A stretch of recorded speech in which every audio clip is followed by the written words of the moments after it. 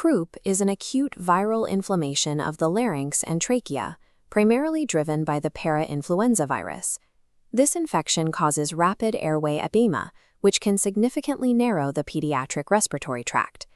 The condition primarily affects children between 6 months and 6 years of age, with a peak incidence at age 2 and seasonal spikes in the spring and autumn. The presentation typically begins with a coryzal illness and fever, progressing into a hoarse voice and a distinct seal-like barking cough. As the narrowing increases, the child will develop inspiratory stridor, the primary auditory marker of an obstructed upper airway. Clinicians must aggressively manage this obstruction, but they must do so without utilizing the physical interventions standard in most emergency rooms. Because physical manipulation can trigger total airway collapse, the entire assessment and stratification process must rely on strict, hands-off observational metrics.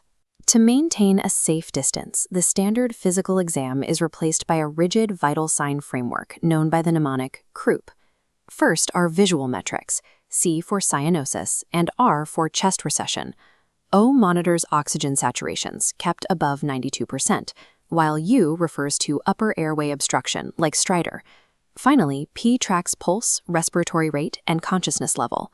This specific grouping of metrics allows the clinician to continuously monitor the severity of the edema without ever making physical contact with the patient's airway.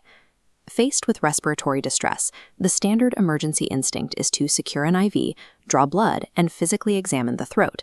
In Croup, these actions are explicitly forbidden.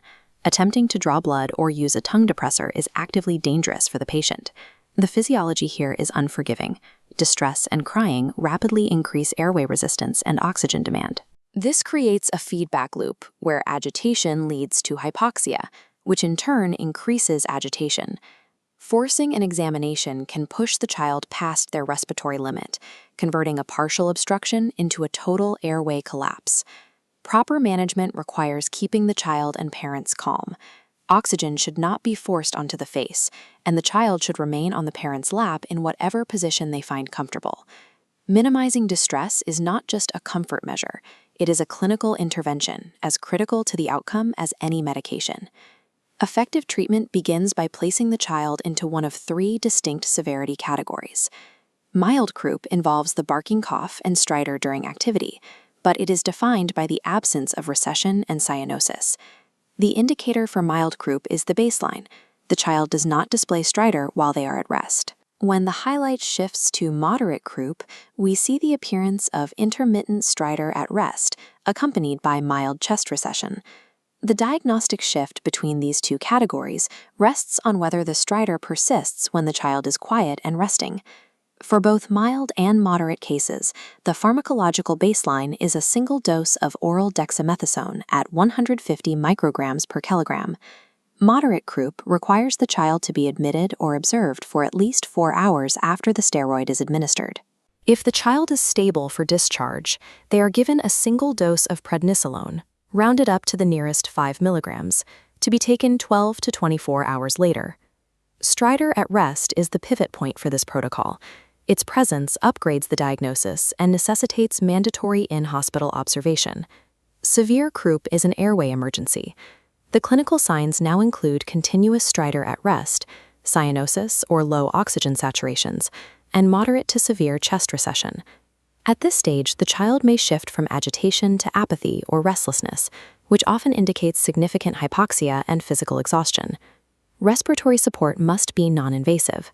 High-flow oxygen at 15 liters per minute via a reservoir bag mask, provided it does not further upset the child.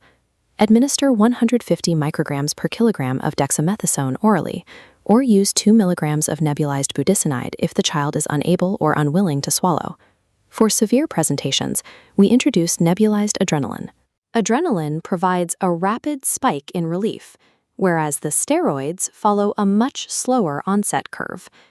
Adrenaline is short-acting but has a rapid onset, shrinking the mucosal edema instantly to keep the airway open. This does not resolve the underlying inflammation. It simply provides a window of safety until the slower-acting dexamethasone takes effect. If symptoms persist, the adrenaline dose can be repeated after 30 minutes. If there is no sustained improvement, the on-call consultant, anesthetist, and ENT surgeon must be contacted immediately to secure the airway in a controlled theater environment. Treating severe croup is a matter of managing physiological onset times, using adrenaline to bridge the gap until corticosteroids can begin reducing the underlying inflammation. Even when a child's breathing improves after adrenaline, the clinical management is not finished. Because the severity required an emergent intervention, these patients are almost always admitted to the ward. If discharge is considered, the patient must be observed for at least 3 hours. As shown on the timeline, this window is necessary to monitor for rebound edema. Because adrenaline wears off quickly, the airway can narrow again just as suddenly as it opened. This potential deterioration must occur under direct medical supervision. Accurate management also means knowing when the diagnosis is not croup. Scan for red flags that indicate a more lethal obstruction. Drooling, a toxic appearance, or a persistent high fever are not typical of croup. These signs should immediately raise suspicion of epiglottitis or bacterial tracheitis. For confirmed croup cases ready for home care, the discharge protocol is focused on parent education. Avoid prescribing antibiotics, avoid cough medicines or humidified air, as none of these interventions help resolve the viral inflammation. Instead, parents should focus on fluid intake and be taught the specific signs that require an immediate return to the hospital, such as cyanosis or labored breathing. Effective croup management requires the discipline to remain hands-off, the precision to stratify severity correctly, and the pharmacological knowledge to use adrenaline as a temporary bridge to steroid resolution.